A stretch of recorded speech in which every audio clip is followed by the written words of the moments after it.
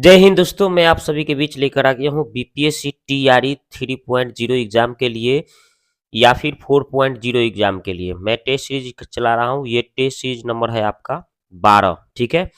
और ये आपका टीआरई 2.0 में ये क्वेश्चन पूछा गया है, मैं उसका सोल्यूशन करा रहा हूँ। तो मैं इसके पिछले वीडियो में यानी पार्ट 1 में 40 क्वेश्चन का सोल्यूशन कराया हूँ मैथ सब्जेक्ट का, और ये जो शेष 40 है इस वीडियो में हम लोग देखने वाले हैं। तो चलिए स्टार्ट करते हैं। तो ये देखिए क्वेश्चन नंबर 111 से इसमें देखने वाले हैं। एक आयत का क्षेत्रफल 460 वर्ग मीटर है। यदि लंबाई चौड़ाई से 15% अधिक है तो आयत का चौड़ाई क्या होगा। तो चलिए देखते हैं इसको। तो ये देखिए, ये लंबाई को L मान लिए, चौड़ाई को हमने B मान लिया। तो अगर हम चौड़ाई को अगर 100 मानते हैं तो इससे 15% यानी 115 हो जाएगा लंबाई, ठीक है। और इसको हम काटते हैं तो 20 × 5 = 100 है ना, और 23 × 5 = 115 यानी 23 हो गया, यहाँ पे 20 हो गया। अब हमारा ये 23 और 20 में हम x मानकर, चूंकि अनुपात में माने हैं तो x मानकर हम इसका क्षेत्रफल की बात करते हैं। तो आयत का क्षेत्रफल लंबाई गुने चौड़ाई, और दिया है आपका क्षेत्रफल 460 दिया है ना। अब ये 23 से इसको काट दीजिए, 23 दूना 20 बार में, और फिर 20 से भी काट दीजिए। तो आपका क्या आ जाएगा, इधर x गुने x स्क्वायर, इधर 1 बचा। अब यहाँ से आप इसका अगर मान निकालते हैं तो x का मान कितना आ जाएगा, 1 आ जाएगा। अब यहाँ से आपका चौड़ाई पूछा गया था, तो चौड़ाई हम 20 x माने हैं, तो 20 x के मान 1 आया है, गुना मारने पर 20 इसका आंसर हो गया, ठीक है। तो इसका आंसर आपका आ गया, आपका कितना आया, 20 मीटर, ठीक है। अब देखिए अगला सवाल क्या है, कह रहा है कि एक वृत्ताकार पथ की बाहरी और भीतरी परिधियों का अनुपात 23 और 22 दिया है। यदि पथ अगर 5 मीटर चौड़ा है तो आंतरिक वृत्त का व्यास क्या होगा। देखते हैं इसको। तो देखिए दोस्तों, इस क्वेश्चन में हमने क्या किया, एक वृत्त बनाया, एक अंदर से वृत्त बना लिया, आंतरिक त्रिज्या को छोटा r और बाहरी त्रिज्या को बड़ा r, और इसमें हमें ये पथ की चौड़ाई कितना दिया है भाई, 5 दिया है, तो वो हमने लिख दिया, ठीक है। अब देखिए यहाँ पे ये बड़ा r और छोटा r का अंतर कितना का है, कितना का अंतर है, 5 का अंतर दिया हुआ है। और यहाँ पे हमें ये इसका परिधियों का अनुपात दिया है ना, कितना भाई, 23 और 22, तो इसका अंतर कितना है, 5 का, 1 का, और ये हमें अंतर कितना दिखा रहा है, 5 का अंतर दिख रहा है। तो 1 यूनिट 5 हो गया, तो हमें 22 यूनिट निकालना है। कितना निकालना है, 22 यूनिट का मान निकालना है। यानी कि हमें कौन सा निकालना है, तो हमें आंतरिक व्यास का निकालना है। तो आंतरिक व्यास 22 यूनिट निकालना है, तब 22 बचे कितना हो जाएगा, 110 मीटर हो जाएगा आंतरिक वाला, ठीक है ना। तो बाहरी वाला 23 था और बाहर अंदर वाला 22 था ना, इसलिए हम 22 में कितना से 5 से गुना मार दिया, तो हमें पता चल गया कितना हो गया, 110 मीटर, ठीक है। यही इसका आंसर। तो इसका आंसर हो जाएगा 110 मीटर, ऑप्शन नंबर बी। आगे देखते हैं, ये वाला सवाल देखते हैं। कह रहा है कि 12 सेंटीमीटर भुजा वाले एक समबाहु त्रिभुज के परिवृत्त की त्रिज्या क्या होगी, ठीक है। तो इसको बनाते हैं। तो देखिए ये हमने एक वृत्त बनाया, और अंदर जो ये परिवृत्त है ना, ये यहाँ से यहाँ तक ले जो खींचा जाता है, देखिए यहाँ से अब यहाँ तक ले अगर खींचेगा तो ये परिवृत्त हो जाएगा। तो परिवृत्त r बराबर क्या हो जाएगा, छोटा a है ना, अब बटा √3, और a मतलब भुजा होता है, तो भुजा हमें 12 दिया है, इसको हम काटी कुटी कर देंगे, है ना। √3 से √3 ऊपर, √3 ऊपर गुने और √3 नीचे गुना करेंगे, तो 3 ऊपर √3 काटेंगे इसको, ठीक है। इसको हम 3 से काट देंगे तो कितना हो जाएगा, 4 3 12, 4√3 हो जाएगा। कितना आ जाएगा आपका, 4√3। जैसे ही इसको हर पेपर में करें कीजिएगा, इतना आ जाएगा, 3 से काटने पर 4√3 आ जाएगा। यही इसका आंसर हो जाएगा। तो देखिए 4√3 ऑप्शन नंबर ए इस बी आंसर हो गया। आगे बात करते हैं, करें कि एक लंबवृत्तीय बेलन की ऊंचाई आपका 14 सेमी है, और बोल रहा है कि उसका वक्रपृष्ठ 704 सेंटीमीटर है, तो आयतन क्या होगा, देखते हैं इसको। तो देखिए यहाँ पे जो दिया है वक्रपृष्ठ क्षेत्रफल कितना है, 704, तो ये हम लिख दिए 2 यहीं छोड़े, पाई का मान 22/7, आर का मान हमें छोड़ देना है, और एच का मान हमें 14 दिया था, भर दिए। अब इसी को काटा कुटी कर लेंगे, है देखिए 7 दूना 14, 2 बार में गया, ठीक है। अब उसके बाद में हमने क्या किया, इसके बाद 11 से काटेंगे, ठीक है। तो 11 दूना 22 और 11 छक 66, 11 छक 44, ठीक है। फिर उसके बाद 2 2 2 8 आएगा, 8 से काटेंगे तो 8 बार में गया, यानी आर का मान 8 आ गया। अब उसके बाद में हम आयतन निकालेंगे, पाई आर स्क्वायर एच पर। पाई के मान भर दिया, आर का मान 8 भर दिया, एच का मान 14 था, 7 गुना 14 2, और इस सबको गुना मार दीजिए, 22 गुने 8 गुने 2, तो इसका आंसर आ जाएगा 2816 सेंटीमीटर क्यूब आंसर। ठीक है, तो लीजिए इसका आंसर आपका 2816 घन सेंटीमीटर आ गया। आगे बोलते हैं कि यदि दो गोले का पृष्ठ क्षेत्रफलों का अनुपात इतना है तो उसके आयतनों का अनुपात कितना है, ये बोला गया है। तो देखिए इसको बनाते हैं हम लोग। तो ये देखिए हमने क्या किया भाई, दो गोला के पृष्ठ क्षेत्रफल हम निकालेंगे 4 pi R square 4 pi R square. तो पहले इसका जो दिया था आपका, कितना अनुपात दिया था दोनों का, 4:25 दिया था ना। तो पहले वाला छोटा है तो छोटा आर ले लिए, दूसरा वाला बड़ा है तो बड़ा आर ले लिए हैं। अब ऐसे 4 पाई से 4 पाई काट देंगे, ठीक है ना, खत्म। अब यहाँ पे हम उसके बाद में क्या कि स्क्वायर है तो वर्गमूल निकल जाएगा 4 के 2, इधर स्क्वायर है तो वर्गमूल निकल जाएगा 25 के 5, यानी कि छोटा आर 2 हो जाएगा और बड़ा आर 5 हो जाएगा। अब इसका हमें आयतन निकालना है, आयतनों का अनुपात। तो ये 4/3 पाई आर क्यूब होता है ना, ऊपर भी नीचे भी। तो नीचे बड़ा वाला का, ऊपर छोटा वाला का, तो ये दोनों कट जाएगा। तो ये छोटा आर का क्यूब है ना, बड़ा आर का क्यूब, तो 2 का क्यूब 5 का क्यूब कितना हो जाएगा भाई, तो आपका हो जाएगा 8/125, यानी 8:125 आंसर। ठीक है, तो 8:125 ऑप्शन नंबर ए हो जाएगा इसका आंसर। आगे देखते हैं ये वाला सवाल, कह रहा है कि निम्नलिखित में किस संख्या में अशांत आवर्ती दशमलव प्रसार है। इसको काटेंगे तो आधा 3 से काटिए, 2 पचे 10 है ना, नहीं 3 से काटिएगा जब 6 को, तो 3 दूना 6, 2 बार में 3 पचे 15। अब नीचे जब 5 आ जाता है तो ये शांत हो जाएगा, लेकिन मेरे को क्या खोजना है, अशांत खोजना है, तो ये उत्तर नहीं होगा। ठीक है, पहला। दूसरा चेक करिए, इसको 7 से काटिएगा तो 7 के 21 और 7 चौक 28, यानी नीचे 40 आ गया। 40 को तोड़िएगा तो 2 का एगो आएगा, 3 गो आएगा और 5 आएगा, है ना, यानी 2 और 3 के रूप में ये तोड़ने पर आ रहा है, तो ये भी शांत हो जाएगा। ठीक है, जब भी कहीं नीचे हर को तोड़ते हैं अगर 2 के रूप में या तो 5 के रूप में या 2 5 दोनों के रूप का होता है तो उसको शांत बोला जाता है। तो ये भी आपका अशांत नहीं है, तो ये भी उत्तर नहीं, ये भी उत्तर नहीं। तीसरा देखते हैं, हाँ ये वाला हो जाएगा, क्योंकि यहाँ पे देखिए 62 को तोड़ेंगे तो 31 गुने 2 आएगा, तो 31 दूसरा अंक आ गया ना। 2 5 के अलावे अगर कोई अंक नीचे अगर हर में आ जाए तो हम उसको अशांत बोलते हैं, यानी इसका उत्तर आपका यही हो जाएगा, अशांत आवर्ती हो जाएगा। अगला सवाल है ये वाला, कहते हैं कि f(x) बराबर इतना दिया गया है तो इसका वास्तविक मूल्य वास्तविक शून्य नहीं हो और a प्लस बी प्लस सी जो होगा 0 से छोटा होगा, तो क्या होगा। चलिए, जब वास्तविक मूल्य ही नहीं होगा तो इसका वैल्यू जो होगा 0 से क्या होगा, छोटा होगा, तभी तो होता है। वास्तविक कोई हल नहीं, कोई मूल नहीं होता है, यानी 0 से छोटा होगा, यानी ऑप्शन नंबर सी इसका आंसर हो गया। आगे देखते हैं, अल्फा बीटा गामा जो है इतना का शून्यक है तो इसका मान क्या होगा। ठीक है, तो ये तो बहुत ही आसान है, आसानी से बनाया जा सकता है। इसका एलसीएम लेंगे तो alpha into beta into gamma नीचे आ जाएगा, और ऊपर क्या हो जाएगा, जब अल्फा बीटा से इसमें भाग देंगे तो अल्फा बीटा कट के क्या बचेगा, गामा प्लस, फिर इस बीटा गामा से देंगे तो क्या बच जाएगा, अल्फा बच जाएगा, फिर प्लस, फिर आपका यहाँ पे गामा अल्फा से भाग देंगे में तो ये गामा अल्फा कट के बीटा बन जाएगा। यानी ऊपर आ रहा है, कितना आ रहा है, ऊपर हमें सॉल्व करने पर आ रहा है, उसी को सजा लेंगे तो alpha plus beta plus gamma बटा alpha into beta into gamma. इसको जब हम सॉल्व कर रहे हैं तो ये आ रहा है, भिन्न के जोड़ कर रहे हैं तो alpha plus beta plus gamma ऊपर कितना होता है सूत्र, तो alpha plus beta plus gamma बराबर क्या होता है, माइनस क्या होता है, माइनस बी बाई ए होता है, और alpha into beta into gamma बराबर क्या होता है, माइनस डी बाई ए होता है। ए से ए कट जाएगा, माइनस से माइनस कट जाएगा, तो ऊपर बी और नीचे डी लिख देना है। तो ऊपर बी का वैल्यू कितना है, तो ऊपर कितना है भाई, बी का वैल्यू माइनस पी, वहां पे नीचे क्या बच रहा था, डी का वैल्यू माइनस आर है, तो minus minus plus R cut जाएगा, तो यानी पी बाई आर इसका आंसर देखिए कहाँ है, ऑप्शन नंबर बी। आगे देखते हैं ये वाला, देखिए अब 118 हो गया ना, 119 देखिए, कह रहा है कि द्विघात बहुपद इतना के शून्य क्या होगा। तो देख रहे हैं यहाँ पे सब प्लस ही वैल्यू आ रहा है, तो जो मान हम निकालेंगे वो सब माइनस में ही आएगा। ठीक है, क्या आएगा भाई, माइनस में वैल्यू आएगा, ऋणात्मक हो जाएगा। ठीक है, तो यानी कि दोनों के दोनों ऋणात्मक हो जाएगा, ऑप्शन नंबर बी आंसर हो गया। आगे देखते हैं ये वाला,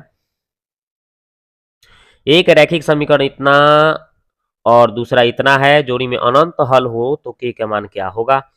तो अनंत हल होने के शर्त से इसको बनाना है। तो देखिए ये वाला सवाल, देखिए रैखिक समीकरण इतना है और दूसरा इतना है, तो जोड़ी में अनंत हल होने के शर्त से k का मान निकालना है। तो देखिए इसको देखते हैं। तो देखिए यहाँ पे ये दोनों समीकरण हमने लिख दिया, अनंत हल होने का ये शर्त लगाया, सब के सब बराबर हो जाता है। अब यहाँ पे a1 के मान भर दिया ऊपर और a2 के मान भर दिया दो नीचे, और b1 के मान ऊपर और b2 के मान नीचे, c1 के मान ऊपर और c2 के मान नीचे भर दिया। और भरने के बाद में देखेंगे काटने पर -1, यहाँ भी काटने पर -1, तो हम यहाँ से हम e -1 कोनो एगो -1 इसके बराबर कर देंगे तो आंसर आ जाएगा। तो हम इसको हम किससे -1 से करेंगे गुना, तो देखिए कितना आ जा रहा है, कितना जा रहा है, तो देखिए है 3k+1 है, 2 से वो हर गुना हो गया तो -2, ये को पार गया तो -1, तो -3 है, के काट दिए तो 3 एकम 3, यानी k का मान -1 इसका आंसर हो जाएगा। ठीक है,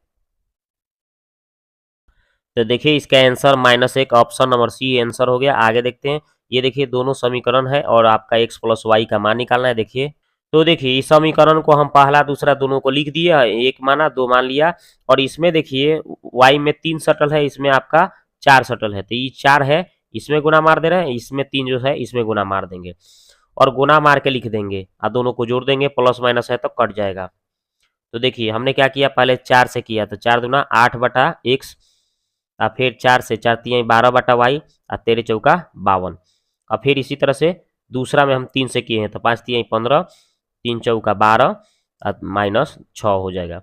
अब इसको हम जैसे ही जोड़ेंगे तो ये दोनों प्लस माइनस कट गया, और यहाँ पे नीचे x तो x लघुत्तम आ जाएगा, तो ये 8 हुआ 15 को 23 को हो जाएगा, और इधर इसको घटाने पर कितना आ जाएगा 46 को, काटेंगे तो 2 बार में गया, यानी यहाँ से आपका है एक 2 में 1 से तो 2x हो गया, इधर 1 बचा तो 1, अब यहाँ पे x का मान 1/2 हो जाएगा। तो अब ये मानवा कहाँ रखेंगे, समीकरण 1 में भरेंगे, तो समीकरण 1 से हमने वही लिख दिया है, क्या लिखा है देख लीजिए कि जो समीकरण 1 था वो लिख दिया, x के मानवा हमें 1/2 आया है तो भर दिया, तो उसके बाद हमारा ये 2 बटा के नीचे बटा है तो 2 ऊपर चल जाएगा, यानी 4 हो जाएगा, इसको यहीं छोड़ा, इसको 13 यहीं छोड़ दिया।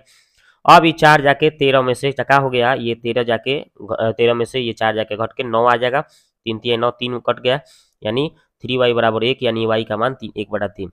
अब हमें अतः निकालना था x + y का मान, तो x का मान 1/2 और y का मान 1/3 भरेंगे, भिन्न का जोड़ करेंगे तो 6 लघुत्तम 3 2 5/6 इसका आंसर हो जाएगा। ठीक है, तो इसका आंसर आपका 5/6 ऑप्शन नंबर सी। आगे देखते हैं, ये वाला कह रहा है कि समीकरण y = 0, y = -5, तो ये रैखिक समीकरण की जोड़ी क्या होगी, तो देखते हैं इसको। तो देखिए y का मान 0, y का मान -5 हमने लिख दिया। अब यहाँ पे देखिए समीकरण दर्शा दिए, कैसे दर्शा दिए, तो y का मान देखिए 0 से होकर जो जा रहा था इसको खींच दिए, और y का मान -5 से जो होकर जा रहा है, दोनों समीकरण देख रहे हैं एक दूसरे के समानांतर चल रहा है, इसलिए इसका कोई हल नहीं होगा। तो देखिए इसमें ऑप्शन में कहीं नहीं दिया है कोई हल नहीं होने, है ना, या समानांतर, तो इसलिए इसका ऑप्शन नंबर ई इसका आंसर हो जाएगा। अब देखते हैं अगला सवाल, ये वाला सवाल देखिए कह रहा है कि सी और डी इस समीकरण इतना के मूल है, तो ए बी समीकरण के मूल क्या होगा। तो देखिए समीकरण जो दिया था लिख दिया, अब इसको हम क्या करेंगे, दोनों को गुना मारेंगे, ठीक है, तो इतना आ जाएगा, आई माइनस के है तो 0 लिख दिए। उसके बाद में हम क्या किए हैं, इसका सी और डी अगर मान लीजिए मूल हो गया तो क्या करेंगे, सी + डी बराबर क्या हो जाएगा, -b ये होता है ना, तो -b माइनस में है ये, अब आटा ए की जगह 1 है, तो यहाँ पे माइनस माइनस प्लस यानी a + b आ जाएगा c + d का मान, और अल्फा इंटू बीटा यानी c इंटू डी निकाल रहे हैं, तो c/a, तो c की जगह कितना ये है और a की जगह कितना 1 है, तो ये लिख दिए। उसके बाद में हम यहाँ से देखिए c इंटू डी, माइनस के ए पर आ गया है ना, माइनस के इस पर आ जाएगा तो प्लस के हो जाएगा, और उधर ए भी बच गया। अब हमें करना क्या है, देखिए अब यहाँ पे ए बी मूल वाले समीकरण ये सूत्र लिख दिए, और यहाँ पे हम a + b का मान कितना आया था, c + d आया था, x है तो x, और a इंटू बी का मान कितना आया था, c इंटू डी + k आया था, ये भर दिए। अब इसको सॉल्व करेंगे तो हमें क्या, इसको सॉल्व करेंगे पूरे को, ठीक है, तो हमें ये आ जाएगा और प्लस के, तो यही इसका आंसर हो जाएगा, ऑप्शन नंबर ए इसका आंसर। तो देखिए इसका आंसर कौन सा हो जाएगा, ऑप्शन नंबर ए। ठीक है, आगे बात करते हैं। देखिए ये वाला है। कह रहा है कि ये जो समीकरण है इसका मूल वास्तविक मूलों की संख्या क्या होगी, देखते हैं इसको। तो देखिए हमने क्या किया है, इसका a माइनस बी का होल स्क्वायर तोड़ा तो ये इतना आ जाएगा, a माइनस टू का होल स्क्वायर तोड़ा तो ये आ गया, फिर a माइनस सी है ना, इसका होल स्क्वायर तोड़े a माइनस थ्री का तो ये इतना आ गया। अब जैसे ही इसको सबको तोड़ दिए तो अब क्या करेंगे, एगो एक्स स्क्वायर एगो एगो मतलब 3 एक्स स्क्वायर हो गया। अब क्या करेंगे, है देखिए माइनस चार माइनस दो माइनस छः माइनस छः 12 हो जाएगा। एगो अच्छा 4 गो 5 गो 9 गो 14 गो हो गया। अब यहाँ से हम डी निकाल के देख लेते हैं, बी स्क्वायर माइनस 4ac तो माइनस 12 के स्क्वायर 4 ए के मान 3 है, सी के मान 14 है।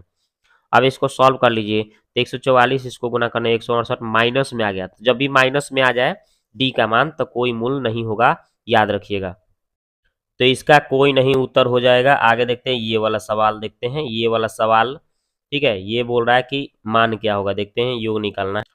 तो देखिए यहाँ पे हमने किया क्या, तो यहाँ पे जो सवाल दिया था उसको हमने लिख दिया। उसके बाद लिखने के बाद क्या किए हैं, इसको हम तोड़ दिए, रूट दो यहीं छोड़ा है, तोड़ेंगे तो इसका 2 रूट 2 हो जाएगा, 9 दूना 18 यानी 3 रूट 2 हो जाएगा, 16 दूना 32 यानी 4 रूट 2 हो जाएगा, ऐसे बढ़ते चला जाएगा।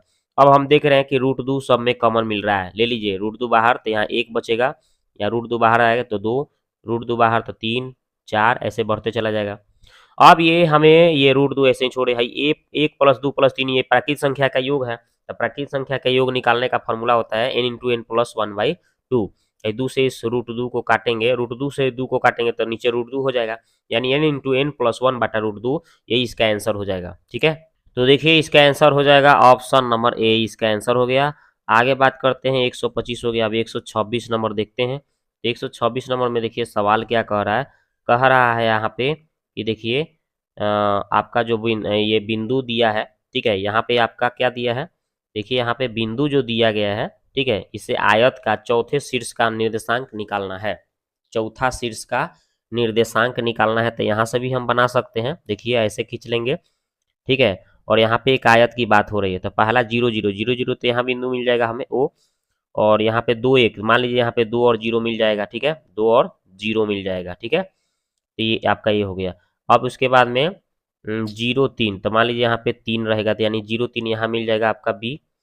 तो इसको अब हमें क्या बच गया, इसको मिला के देखिए, तो ये अब यहाँ पे मतलब इसमें क्या मिलेगा, तो इधर से देखिए 2 0 यहाँ पे आपका कितना है, बी वाला कितना हो गया है, आपका 0 और 3 हुआ है ना, 0 3 ये वाला। अब सब मिल गया, अब इसको हमें आयत बनाना है तो इसको हमें खींचना पड़ेगा ऐसे, तभी तो आयत बनेगा, ठीक है, ये लंबा। तो चलिए अब यहाँ से आपका है देखिए, इधर से 2 गया एक्स वाला, अब इधर से आपका 3 आया, तो यानी कि 2 और 3 यहाँ पे बनेगा बिंदु, तब जाके एक आयत बन जाएगा प्रॉपर। तो ये चौथा शीर्ष आपका है डी कितना हो जाएगा 2 3, ठीक है, तो 2 3 इसका ऑप्शन नंबर सी आंसर। आगे देखते हैं, ये वाला कह रहा है कि डी ई एफ जो है ये ए बी सी के भुजाओं बी सी सी ए और के मध्य बिंदु है, तो ए बी सी के केंद्रक निकालें।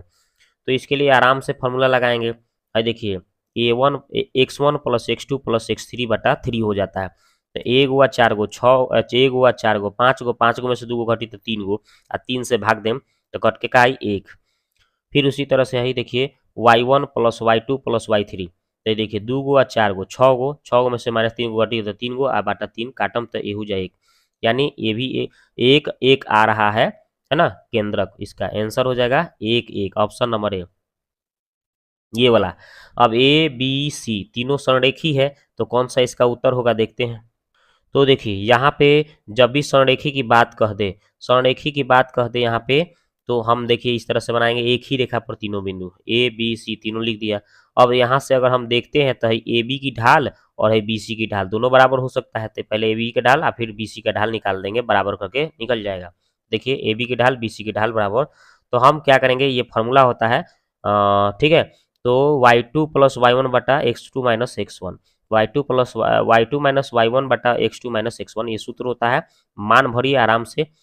तो देखिए है ए बी को अगर निकालते हैं तो देखिए है y2 कितना हो गया, बी स्क्वायर माइनस आई बटा में थी y2 माइनस y1 है ना जी, तो यानी आपका है बी स्क्वायर माइनस 0 और फिर ए माइनस 0 का स्क्वायर, इस तरह से देखिए यहाँ पे लिखा गया है, देखिए लिखा गया है। इसी तरह से है बी सी का निकालेंगे, तो BC का कैसे निकालेंगे भाई, ये देखिए BC का, ये देखिए यही y2 दो है, एक है और इसमें बी स्क्वायर, तो 1 माइनस बी स्क्वायर आई, एक में से 0 घट जाएगा एक बार, ठीक है। तो वही देखिए यहाँ पे लिखा गया है। अब सॉल्व कर लीजिए, यहाँ पे B square minus A square है, इसको सॉल्व करने पर इतना आ रहा है। आगे बढ़ रहे हैं, तीसरा तीसरी गुना मार देंगे हम, तो एक में बी स्क्वायर से तो बी स्क्वायर है, माइनस ए स्क्वायर में एक से तो माइनस ए स्क्वायर है, माइनस ए स्क्वायर में माइनस बी स्क्वायर से तो minus minus plus A B square, और है यहाँ पे है ये स्क्वायर ए पर आया था प्लस हो गया है, बी स्क्वायर प्लस में है इसको यहीं छोड़ दिए। उसके बाद हम सभी पदों में ए स्क्वायर बी स्क्वायर से भाग दे दिएंगे, इसमें भी और इसमें भी और इसमें भी, तो ये कट जाएगा पूरा, यहाँ से बी स्क्वायर कट गया, यहाँ से ए स्क्वायर कट गया, ठीक है। अब कट जाने के बाद क्या होगा, तो यहाँ पे 1/बी स्क्वायर, यहाँ पे 1/ए स्क्वायर, इधर एक। अब इसी को थोड़ा हम क्या करेंगे, सजा लेंगे, तो सजाएंगे यानी इसको पहले इसको फिर बाद में लिख दिए हैं, और एक, यानी यही इसका आंसर हो जाएगा, ठीक है। तो इसका आंसर आपका कौन सा हो जा रहा है, ऑप्शन नंबर सी आंसर हो गया। आगे बात कर लेते हैं, ये देखिए ये बोल रहा है कि A B C, A B बराबर 3, बी सी बराबर 2 और सी ए बराबर 2.5, तो ये दोनों त्रिभुज जब समरूप है तो ई एफ 4 है, तो डी ई एफ के परिमाप क्या होगा, देखिए इसको देखते हैं। तो देख लीजिए हमने त्रिभुज बना दिया, जैसे जैसे बोला ए बी 3 दिया था, बी सी 2 दिया था और सी ए आपका 2.5 दिया था, और फिर एगो डी ई एफ त्रिभुज था जिसमें ई एफ 4 दिया था। तो बोल रहा था इसमें क्या बोला गया है कि आपको है डी ई एफ का परिमाप निकालना है। जब इसका भुजा 2 है और यहाँ पे कितना हो रहा है 4, यानी ठीक इसका क्या है डबल हो रहा है, तो इसी तरह से सब डबल होगा, ये भी 3 है तो यहाँ पे 6 हो जाएगा, ये 2.5 है तो यहाँ 5 हो जाएगा, और परिमाप हमें इसका निकालना है, तो तीनों भुजा जोड़ दिए, 6 और 4 10 और 5 15, इसका आंसर हो जाएगा, ठीक है 15 हो जाएगा, ऐसे भी बना सकते हैं। तो देखिए इसका 15 सेमी आंसर हो गया। आगे बढ़ते हैं, ये वाला देखते हैं, कह रहा है कि ए बी सी त्रिभुज है जिसमें बी 90 का कोण बना रहा है, बी डी लंब है आपका ए सी पर, ठीक है, और ए सी का 9 दिया है मान और ए डी का मान 3 दिया है, तो बी डी का मान क्या होगा, ठीक है देखते हैं इसको। तो देखिए जैसे जैसे बोला वैसे हमने त्रिभुज बना दिया, ए बी सी और बी पर समकोण बोला था, है ना, आपका ए और यहाँ से बी से डी पर ए सी पर एक लंब खींचा हुआ था तो वैसे खींच लिया, और ए डी बोला था 3 और फिर डी सी बोला था आपका 6, ए सी बोला था टोटल 9, ठीक है। तो यहाँ से हम ये 9 में से 6 3 घटाएंगे तो ये 6 हो जाएगा, होगा कि नहीं। अब इस तरह से जो जो चीज़ दिया था हमने इसको क्या किया, लिख दिया। अब लिखने के बाद यहाँ पे एक आप इसका पढ़े होंगे शर्त होता है, यहाँ पे क्या एक शर्त होता है, तो शर्त क्या होता है, इस तरह से जब भी हो समकोण त्रिभुज हो और इस समकोण त्रिभुज में एक और लंब डाला गया हो, तो इसके बीच में संबंध सूत्र क्या होता है वो देखिए। तो बी डी का स्क्वायर अगर निकालना है तो बी डी का स्क्वायर बराबर क्या होता है, ए डी गुने सी डी होता है, बी डी का स्क्वायर, बी डी का स्क्वायर जो होता है शर्त, है ना, वो क्या हो जाता है, बराबर हो जाता है ए डी गुने डी सी, ए डी गुने डी सी, ये आप 10th में बुक में ये दिया गया है शर्त, याद रखिएगा। इस पर भर दीजिए, ए डी का मान 3 है, डी सी का मान 6 है, गुना करें 18 और स्क्वायर हटा तो रूट 4 और 18 को तोड़ेंगे तो 3√2 इसका आंसर हो जाएगा, ठीक है सिंपल। तो इसका 3√2 ऑप्शन नंबर सी आंसर हो गया। आगे बात करते हैं ये वाला, तो दो त्रिभुज है, एगो डी ई एफ है और एगो पी क्यू आर है, जिसमें डी क्यू के बराबर आर ई के बराबर, तो निम्नलिखित में कौन सही नहीं है, देखिए देखते हैं इसको। तो देखिए हमने उसी तरह से एक त्रिभुज एगो डी ई एफ बनाया, एगो पी क्यू आर बनाया, ठीक है, और उसमें देखिए आपके बुक में क्या बोला है ना उसमें कि आपका कोण डी जो है क्यू के बराबर है, डी जो है किसके बराबर है, क्यू के बराबर है, तो इसको हम एक्स मान के चलते हैं, ठीक है। फिर बोला था आपका कि कोण आर जो है आपका ई के बराबर है, आर जो है इसमें आर किसके बराबर है, ई के बराबर है, तो ये दोनों को हमने वाई मान लिया। उसके बाद में बोला गया है कि तो तीसरा कौन बच जा रहा है, ये वाला बच गया तो इसको जेड मान लीजिए, ये वाला बच गया तो इसको भी जेड मान लीजिए, मान लिए।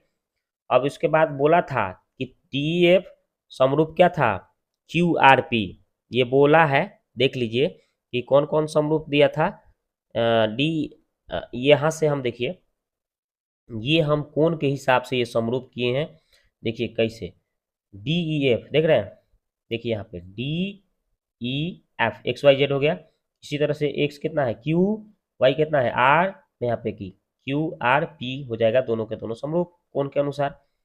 अब जब कोण के अनुसार हो गया तो यहाँ पे देखिए ये दो भुजा किसे कंपेयर, तो डी आ बटा ही दो भुजा कौन सा, क्यू आर। इसी तरह से हो जाएगा आपकी ई दोनों भुजा डी ई एफ, है ना, और इसका दो भुजा आर पी, ये हो गया। उसके बाद में ये जो बच गया है लास्ट वाला डी डी एफ, है ना, अब बटा ही कौन लास्ट वाला, क्यू पी, ये हो गया।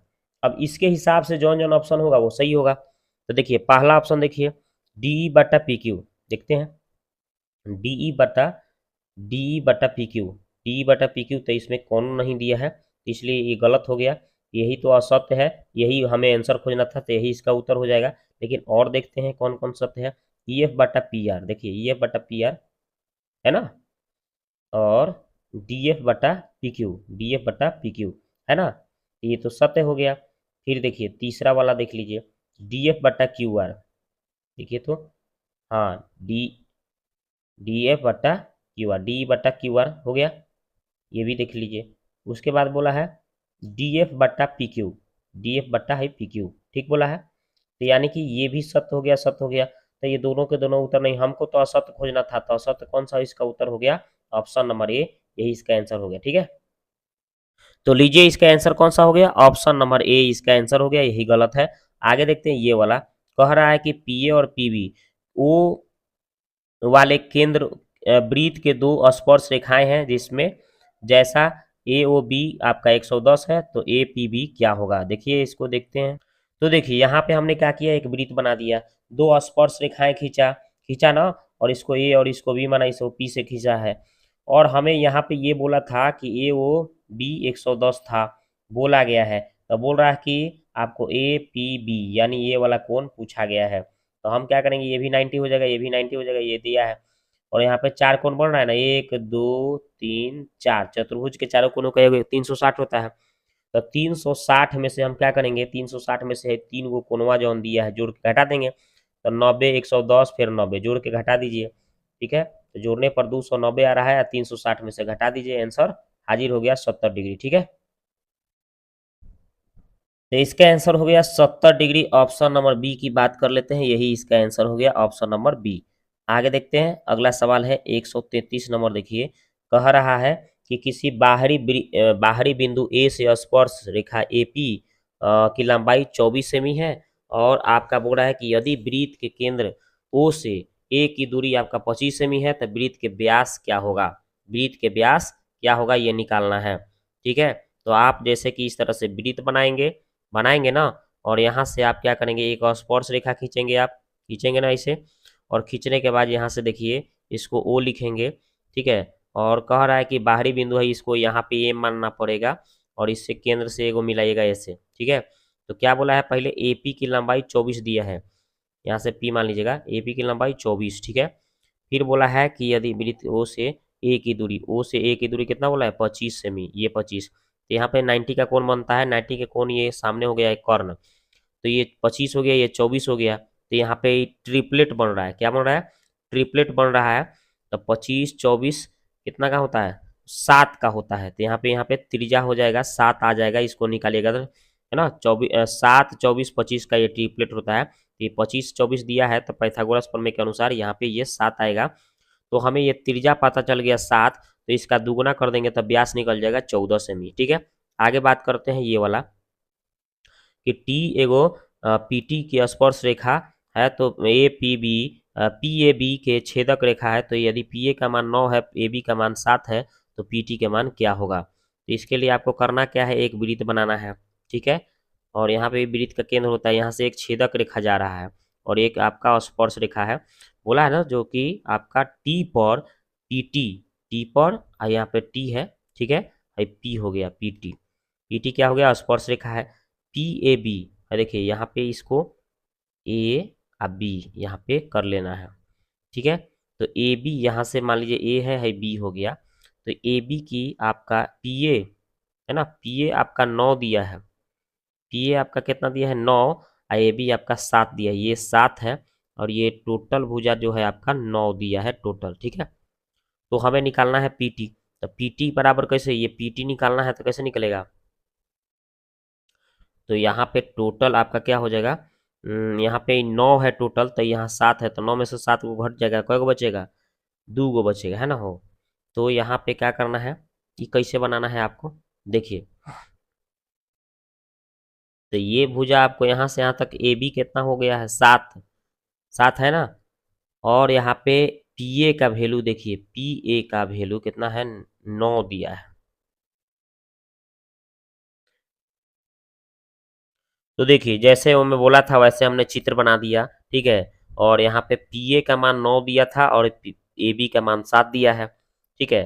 तो अब हम आगे बढ़ेंगे, तो पी टी निकालना है, तो पी टी के स्क्वायर बराबर पी ए आगुने पी बी, ठीक है पी बी। तो अब क्या करेंगे हम, तो पी ए का मान कितना है भाई, 9 रख दिया, और पी बी कितना हो गया, 16 है, 9 गो और 7 गो 16, यानी पी बी कितना हो जाएगा, 16। आगे बढ़ेंगे तो गुना करेंगे, 144, 144 का वर्गमूल स्क्वायर हटा तो रूट चढ़ के निकल गया 12 सेमी, यही इसका आंसर हो गया, ठीक है। तो देखिए इसका आंसर कौन सा हो जाएगा, 12 सेमी, ठीक है।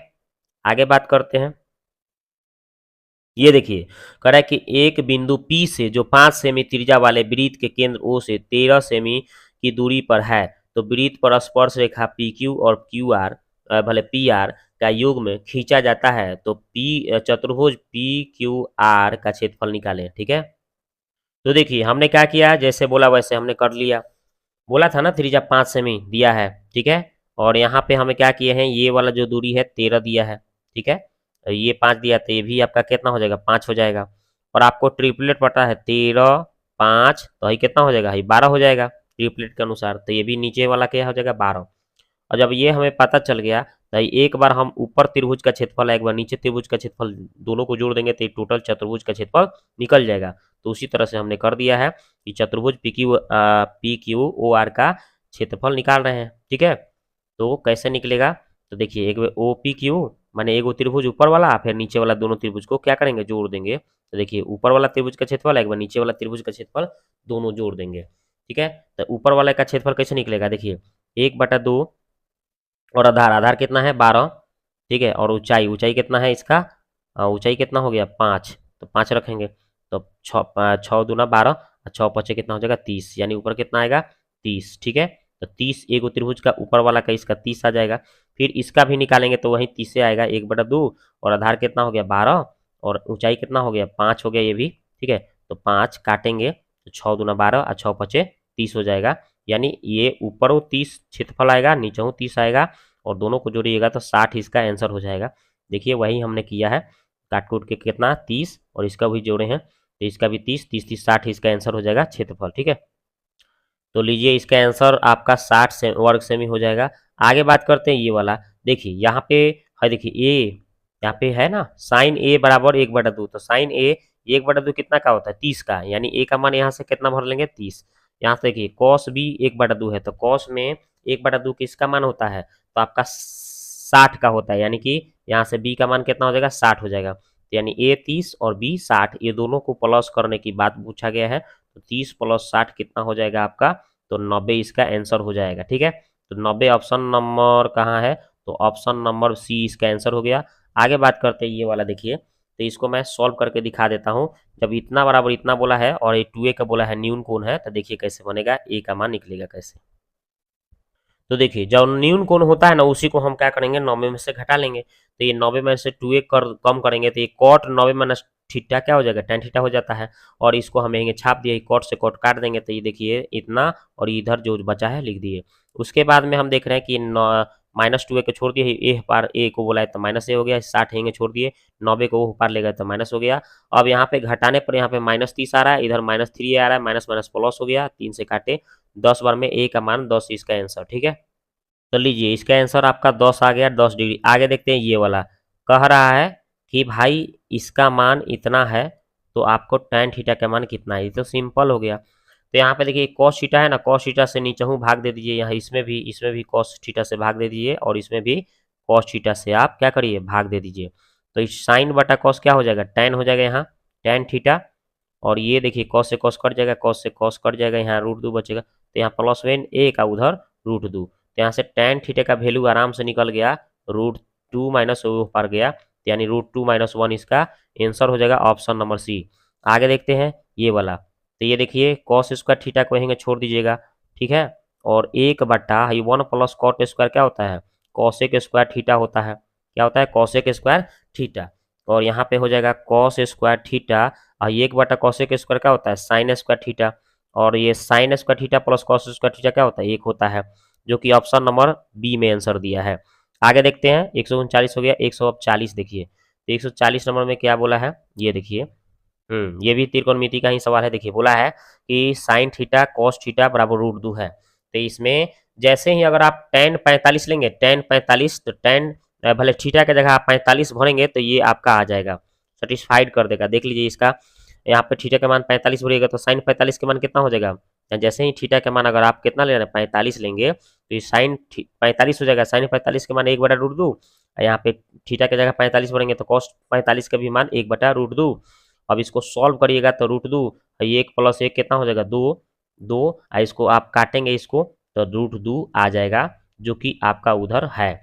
यानी थीटा का मान 45 पर हो रहा है। तो यहाँ पे थीटा की जगह 45 लेंगे तो ये tan 45 1, ये थीटा का मान 45 लेंगे तो cot 45 1, 1 1 मिलके 2। इसका आंसर ऑप्शन नंबर बी। आगे देखते हैं ये वाला। अब आपका यहाँ पे देखिए दोनों cos² में है, आई दोनों जोड़ने पर 90 हो जा रहा है। ठीक है, तो इसका आपका 1 आ जाएगा। ठीक है, sin² प्लस cos² थीटा। जैसे ही इसको चेंज करिएगा तो ये sin² 70 हो जाएगा, cos² 70, यहाँ पे 1 हो जाएगा। इसी तरह से इसके नीचवो वाला में इसमें भी एगो को चेंज करिएगा तो ये भी आपका sin² theta plus cos² theta बराबर ये भी 1 आ जाएगा। ठीक है, दोनों जोड़ने पर 90 हो जा रहा है। तो अब देखिए, तो ये भी 1 हो गया, ये भी 1 हो जाएगा, होगा कि नहीं? तो यानी ऊपर 1 और नीचे बच जाएगा 2, और इधर क्या है? 2/k। तिरछा तिरछी गुना मारेंगे तो k का मान आ गया 2 दूना 4, जो कि ऑप्शन नंबर सी में आंसर है। आगे देखते हैं ये वाला। ये वाला देखिए, त्रिकोणमिति बहुत इजी दिया था। ठीक है, इसमें देखिए कह रहा है कि एक वृत्त की जो परिधियां हैं, है ना, जिसकी परिधि है, एक वृत्त की त्रिज्या जिसकी परिधियां दो दो दो दिया है आपका, कितना कितना 36 है, एगो 20। तो व्यास वाले आपको दो वृत्त के परिधियों का योग के बराबर है। ठीक है, दो वृत्त के परिधियों के योग के बराबर है। तो आपका क्या पूछ रहा है? त्रिज्या पूछ रहा है, वृत्त का त्रिज्या क्या होगा। ठीक है, तो सिंपल इसको बनाएंगे कैसे? तो यहाँ पे पाई डी बराबर हो जाएगा पाई d1 प्लस पाई d2, मान लीजिए ऐसे कर लेंगे। तो आप क्या करेंगे, यहाँ से पाई से पाई सब के सब खत्म हो जाएगा। तो d बराबर कितना हो जाएगा? d1 प्लस d2, यानी कि 36 प्लस 20। तो 36 प्लस 20 जोड़ देंगे कितना हो जाएगा? 56 गो, यानी d का मान आ जाएगा 56। और ये d का मान, d मतलब क्या होता है? d का मान 56 आया ना, तो 56 मतलब d का मान, d का मतलब क्या? व्यास होता है। d क्या होता है? व्यास। व्यास का मान कितना होता है? 2r।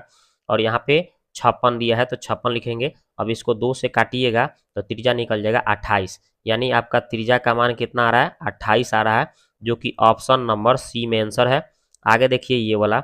ये देखिए कह रहा है कि 28 से नहीं 48 सेमी वाले कुल पृष्ठ क्षेत्रफल के ठोस गोला दो गोलार्ध में समविभाजित किया जाता है, तो किसी एक गोलार्ध का कुल पृष्ठ क्षेत्रफल निकालिए। ठीक है, तो आपको ठोस के जब दो गोलार्ध को, है ना, आधा आधा गोलार्ध होता है ना, इस तरह से एगो गोलार्ध हो गया, एगो ऊपर से एगो और गोलार्ध हो गया, इस दोनों को जब इसको मिलाइएगा तो एगो गोला बन जाएगा।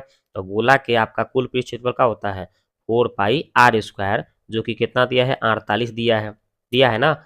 अब जैसे ही इसे 4 से काटेंगे तो कितना हो जाएगा? 12 चौक 48, 12 हो जाएगा। तो यानी πr² का मान हमें 12 पता चल गया। ठीक है, अब हमें क्या निकालना है? तो एक गोलार्ध का, इस तरह से एक गोलार्ध बन रहा है ना, तो एक गोलार्ध का आपको क्या निकालना है? कुल पृष्ठ क्षेत्रफल। तो क्या होता है? 3πr² सूत्र होता है। अब यहाँ पे 3 या πr² के मान अभी निकाले थे 12, 12 3 कितना हो जाएगा? 36। तो ये इसका आंसर 36 कहाँ है? Option number B answer.